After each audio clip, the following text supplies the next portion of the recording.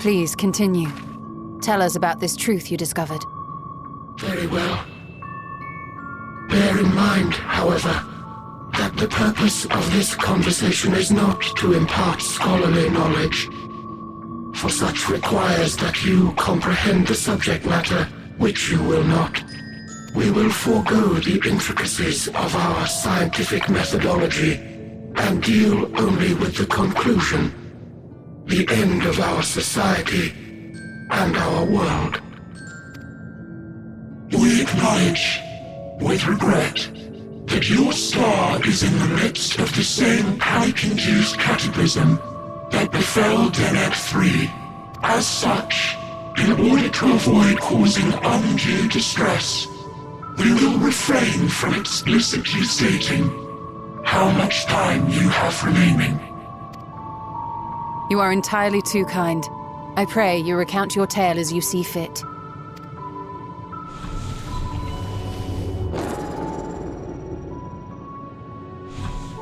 In the beginning, the universe was but a tiny particle. Then suddenly, this particle began to expand. Having remained entirely in the bounds of your star, the phenomenon may be difficult for your kind to grasp. But this expansion has since continued unabated. Speculating that the universe could not grow indefinitely, we sought to learn what might occur, and made a worrying discovery. The stars will continue to spread apart, as will their finite thermal energies.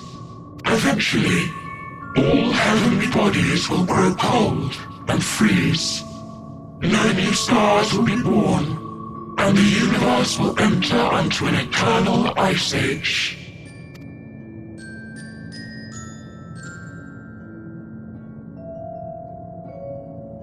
In hopes of proving that this determination was erroneous, we scrutinized our research from all angles, even as we sought to avert the everlasting winter. The endeavor proved fruitless. So infamously so, in fact, that it became synonymous with vain effort. The universe as we know it would end, and there is no way to prevent it.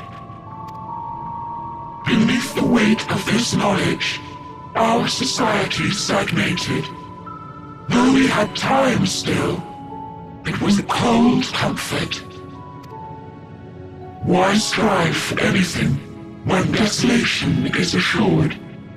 When our wealth of wisdom, accumulated since the dawning of our kind, would be forever lost. No civilization would rise from our ashes. No scholar recover our knowledge. In silence unbroken, naught would stir. Intellect was once our pride. Overnight, it became our shame. Our works, monuments to futility. Immortality, our greatest invention, became a source of suffering. Rather than suffer on, many chose to unmake themselves by means of etheric exsanguinators. Etched upon these stones are the testaments of such souls, though many left no words at all, thinking it a pointless gesture. Once we have obtained vessels of flesh, we likewise intend to vanish. If you understand this, understand aught of our tale, you will abandon your quest for knowledge. Ignorance truly is bliss. If you would cling to your illusory happiness, remain primitive and pure. It is the only way.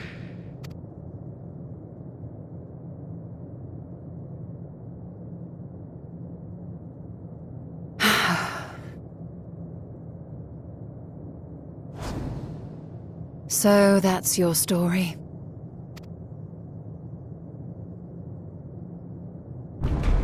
While I appreciate your advice, I will not heed it. Convinced though you may be of this truth, it is yours and not mine.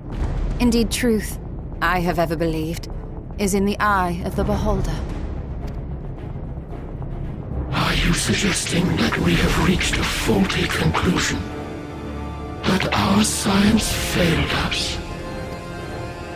Hardly. As you yourself said, the subject matter is beyond my comprehension. And that, I accept, is true. I do not possess the knowledge to prove or disprove your conclusion. In my mortal years, I doubt I could even approach the wisdom of the air. But of one thing am I absolutely certain.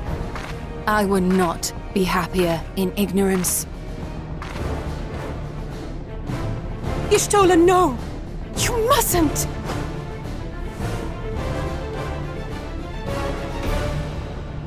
The most important lesson I've learned is that learning isn't simply passing one's eyes over words. Nay, 'tis when understood for oneself that knowledge attains its true value. This is what has sustained me, driven me onward in joy and wonder, in anger and sorrow.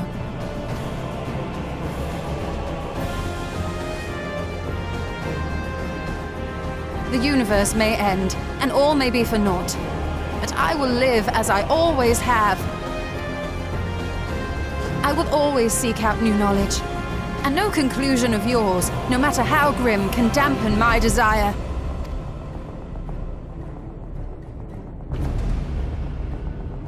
I suppose it is only to be expected. Their feeble minds cannot fathom the terrifying gravity of it all. But worry not. We consider it our duty to enlighten you, and we will not stop until you grasp the full extent of our despair.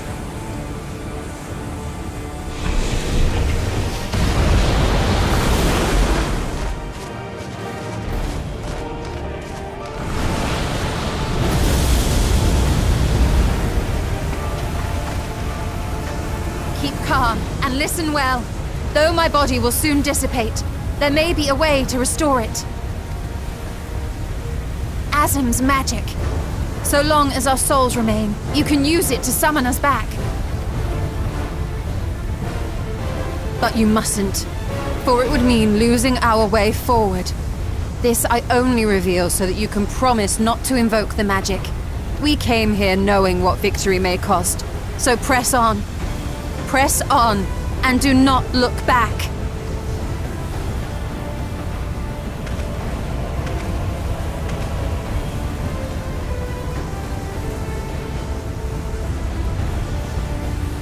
I shall join thee.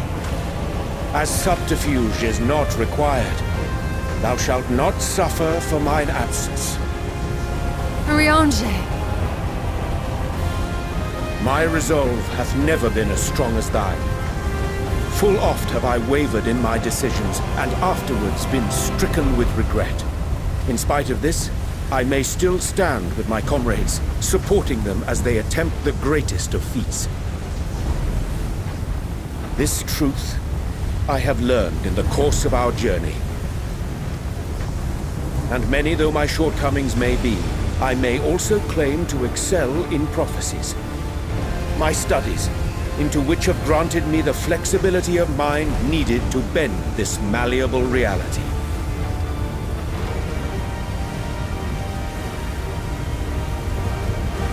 Thus shall I hope that thou mayest have the strength to resist, and our comrades the strength to continue.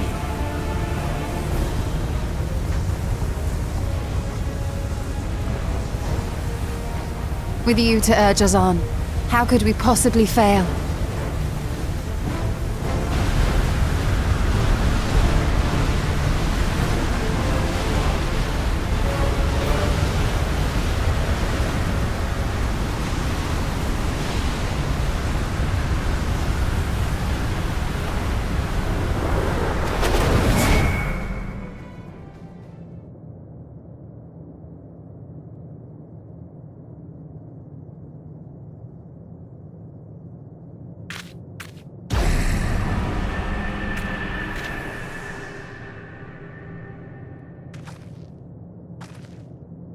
What's this?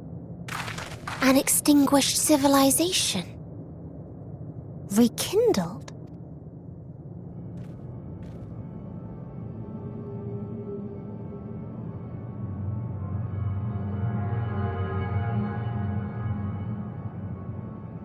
That's right! Our quest doesn't end here. We'll press on, and we will find you!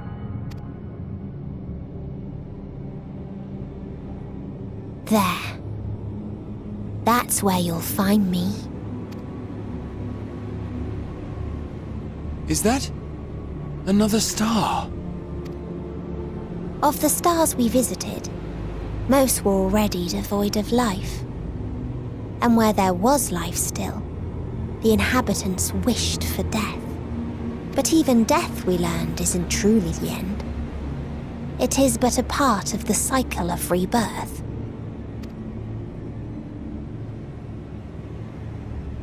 Souls return to the star, or in its absence, a larger flow.